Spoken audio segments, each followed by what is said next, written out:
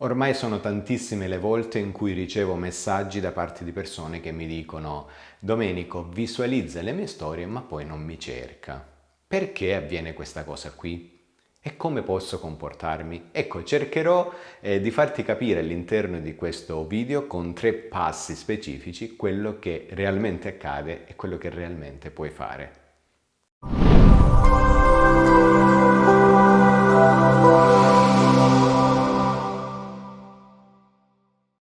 Sono Domenico Iapello, sono un Love and Life Coach formato in PNL e su questo canale ti parlo di riconquista, di seduzione, di coppia e di crescita personale, quindi tutto ciò che ruota intorno al mondo delle relazioni, ok?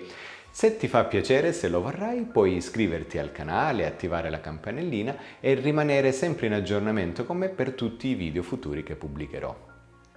Detto questo, iniziamo subito, cerchiamo di capire questa pratica che si definisce orbiting, cioè ovvero quando in questo caso specifico magari lui o lei visualizza le tue storie però in realtà poi non ti cerca, sparisce, quindi questo vedo e non vedo, definiamolo così.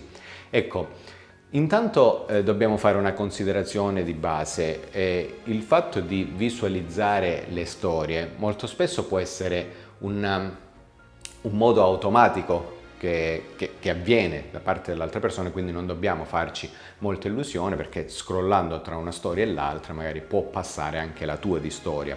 Oppure molto spesso può farlo volutamente, quindi la curiosità di andare a vedere proprio questa storia, però poi sostanzialmente non si fa sentire, non si fa vedere, insomma. Noi cercheremo di capire come poter sfruttare al meglio questa cosa qui. Ecco, quindi ti parlerò appunto di questi 3 passi che ti consiglio di annotare e di mettere da subito in pratica. Il primo passo in assoluto è più che altro una forma di consapevolezza che voglio tu sappia. Il fatto che lui o lei visualizzi le tue storie per noi è un'arma potentissima, perché in queste storie noi in realtà possiamo comunicare quello che ci è utile comunicare. Molte persone mi dicono: ah, ma io pubblico le storie e lui le visualizza, ma perché le deve visualizzare? Oppure lei mi guarda le storie, ma perché Domenico? Non lo deve fare. Invece in realtà per noi è un'arma potentissima, perché tramite questo canale, tramite le storie, noi possiamo pubblicare gradualmente, chiaramente come ora ti dirò, una serie di, come dire, forme di comunicazione controintuitive che ci sono utili al fine di riconquistare appunto questa persona, di riportarla da noi, di sedurla, ok? Questo per noi è un canale fondamentale. Pensa un po' a chi invece questo canale non ce l'ha.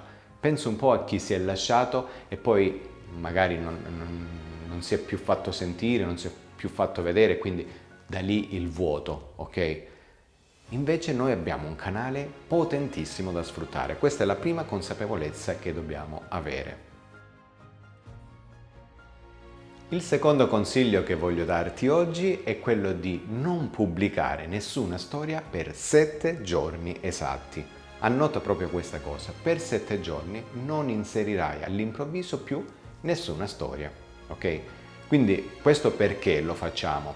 Perché questa persona, abituata ad andare a guardare le tue storie, a un certo punto si troverà in una fase in cui dal giorno dopo non vede più una tua storia. Poi magari si ricollegherà il giorno dopo ancora, nessuna storia. Il terzo giorno, nessuna storia ancora. Il quarto giorno, idem e così via.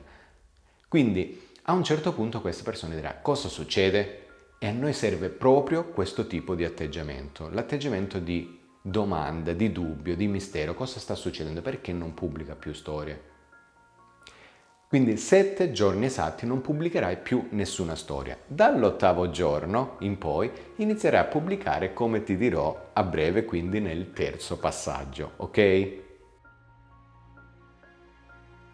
Il terzo passaggio, è quello più importante, è dall'8° giorno in poi iniziare a pubblicare appunto queste storie che per noi sono utili. E farai un giorno sì, pubblicherai la storia, e un giorno no, quindi in modo alternato. Quindi fino al 7° giorno nulla, poi l'8° giorno sì, il 9° no, il 10° sì e così via, ok? Cosa pubblicherai in queste storie? Quindi tu ti alternerai il giorno in cui pubblichi, ok, ora facciamo l'esempio, per 7 giorni non hai pubblicato, l'8° giorno pubblichi una storia che racconta di te, ok? Delle tue passioni, di quello che ti piace di più, ok? Dovrai fare una lista di cose che tu ami, che adori e poi cercare di veicolarle su questa storia. Faccio un esempio, se ti piace giocare a pallavolo, se sei donna, se ti piace giocare a calcio, se sei uomo, magari eventualmente inserisci una storia in cui stai facendo una partita a calcio, una partita a pallavolo, ok? Che appunto racconta di te, una storia che racconta di te. Chiaramente non possiamo giocare intorno a una sola passione, dovrai inserire tutta una serie di passioni e se non ci sono dovrai costruirle, anzi ben venga se ci siano nuove passioni, ok? A questo punto, iniziando a pubblicare, il 9° giorno pubblicherai questa storia che racconta di te. Appunto il giorno successivo, quindi l'8° giorno, scusa, la storia che parla di te, che racconta di te. Il 9° giorno nulla, il 10° giorno pubblicherai una storia che lascia un velo di mistero, ok? Un po' come se fosse una soap opera, ok? Inizia una sorta di racconto. Facciamo finta che noi vogliamo fare veicolare un messaggio di gelosia, si presuppone che tu hai conosciuto una nuova persona. Allora questa cosa noi la facciamo scoprire gradualmente a piccole puntate. Non lo so, la prima puntata potrebbe essere il fatto di aver ricevuto una rosa e averla sulla macchina, allora nella storia appare questa rosa. Ma cosa sappiamo più di questa rosa? Quindi quando poi ripubblicherai, ora ti dirò come, praticamente tu continuerai da dove hai lasciato la storia. Continuerai col fatto, anche dicendo magari o mettendo un'introduzione dove dici, che ne so, la storia continua, ora dico una banalità, la storia continua, ecco la rosa, abbiamo capito che era di, ecco, uno spasimante, giusto per dire una sciocchezza, quindi la storia deve continuare. Quindi, 8° giorno racconti di te, 9° giorno nulla, 10° giorno, quindi a questo punto inizia questa storia, la regia di questa soap opera, 11° giorno nulla, 12° giorno racconti di nuovo di te, quindi in modo alternato con un'altra passione e così via. Quindi poi di nuovo non pubblicherai nulla e poi riprenderai appunto con la regia della tua soap opera. Quindi alterni questi due momenti, racconti di te e mandi avanti questa soap opera, fin quando cerchiamo di svelare sempre di più, ma sempre rimanendo nel mistero. Ora a questo punto, questa sì che è una struttura per pubblicare tutta una serie di storie che lui o lei visualizzerà e che per te sarà un'arma potentissima. Io sono certo che farai un ottimo lavoro.